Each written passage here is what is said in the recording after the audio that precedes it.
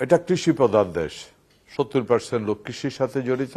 So কৃষকের অর্থনীতি যদি শক্তিশালী হয়, দেশের অর্থনীতি শক্তিশালী হবে। তাহলে কৃষকের অর্থনীতি শক্তিশালী করার জন্য যা প্রয়োজন, উৎপাদন থেকে বিক্রি পর্যন্ত, উৎপাদনে কম্পিটিটিভ প্রাইস, কস্টিং কমানো এবং বিক্রিতে সঠিক প্রাইস পাওয়া, এবং উৎপাদন চলাকালীন যদি কোনো ধরনের সহায়তা প্রয়োজন হয়, ব্যাংক লোন থেকে শুরু করে বিভিন্ন ধরনের সহায়তা প্রয়োজন হতে পারে এবং হয়ই এটা।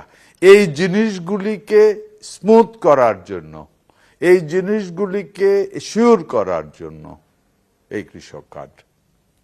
উৎপাদনের সময় সে সার বীজ থেকে শুরু করে সবকিছু পাওয়ার নিশ্চয়তা, উৎপাদনের সময় জমির মাটির গুণগত মান থেকে শুরু করে ফসল নির্ধারণ,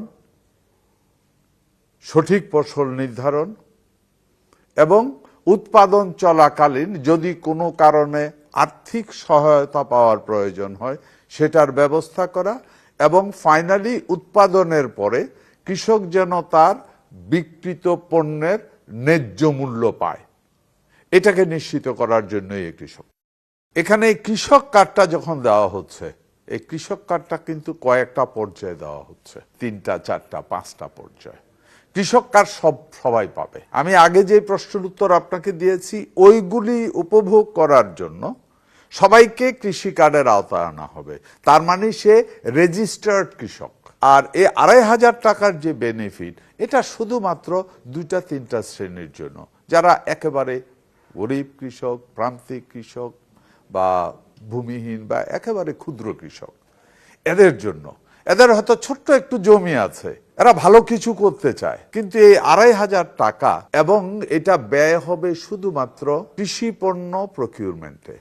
নেক্সট আপনার যেটা বলা আছে সেটা হলো এই যে সঠিক লোক এই কৃষি কার্ডটা পাবে কিনা, ওইভাবেই এটা করা হচ্ছে যে কৃষক ছাড়া কৃষি কার্ড পাওয়ার কোনো সুযোগ নাই। কারণ ওই কৃষি কার্ডের ভিতরে ডাটাতে থাকবে তার কতটুকু জমি আছে, মুখস্থ কথা বলার কোনো সুযোগ নাই।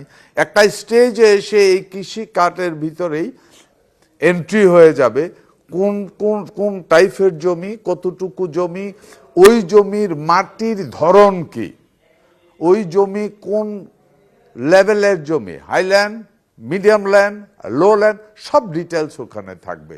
সুতরাং এবং মাঠ পর্যায়ে যেই আমাদের প্রত্যেকটা ব্লকে আমাদের কৃষি কর্মকর্তা আছে, ওই কৃষি কর্মকর্তারাই এই কৃষক কার্ডটা বা কৃষির এইটা নির্ধারণ করবে, স্থানীয় প্রশাসনকে সাথে নিয়ে, আদার্স মেম্বার অরিয়া যারা আছে। সো একটা ব্যাপারে নিশ্চিত, কৃষক ছাড়া কৃষি কার্ড পাওয়ার কোনো সম্ভাবনা নাই। একটা ডাটাবেজ হচ্ছে, সেক্ষেত্রে কৃষকরা কি একটা আইডেন্টিটিও পাচ্ছে তারা? কারণ আমাদের কৃষকদের তো আসলে আইডেন্টিটিও, আপনি ঠিক আস্তে আস্তে নিজেই আসল জায়গায় চলে যাচ্ছেন। এটারই প্রয়োজন। এই কৃষক কার্ডের প্রধান কারণ হলো কৃষকের আইডেন্টিটি। আমার দেশে, আমি একটু এলাবোরেটলি আরো যদি বলি, সেটা হলো এই, আমার দেশে কৃষক উৎপাদন করে, সে জানে না চাহিদার মাত্রা কত। তো এতে করে হয় কি, উৎপাদনের সাথে চাহিদার মিল থাকে না, কৃষক ক্ষতিগ্রস্ত হয়।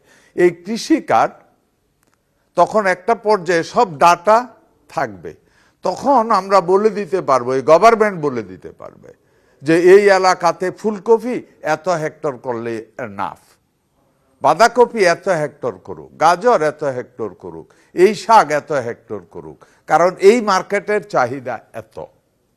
এই যে চাহিদা এবং উৎপাদন দুইটার সাথে সমন্বয়টা করে ফেলবে এই কৃষি কার্ড।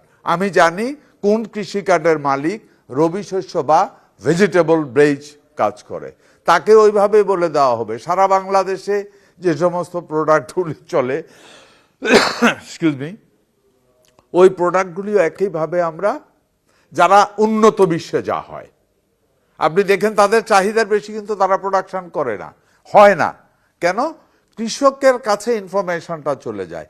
এই বছরে আমাদের গম উৎপাদনের টার্গেট এত, এই পর্যন্ত এত হয়েছে, আরো 10,000 হেক্টর, 20,000 হেক্টর ওর 10 হেক্টর চাষ করার মতো স্পেস আছে। সো কোনো এলাকার ফিল্ড অফিসার বা বলল বা উপজেলা কৃষি অফিসার বলল আমার এলাকায় 10 হেক্টর আমি 5 জন কৃষকের আমি অ্যালোকেশন দিয়ে দিলাম। তার মানে তার উৎপাদন বিক্রি চাহিদার সাথে সামঞ্জস্যতা রেখে চললো, এই কারণেই কৃষিকাজ।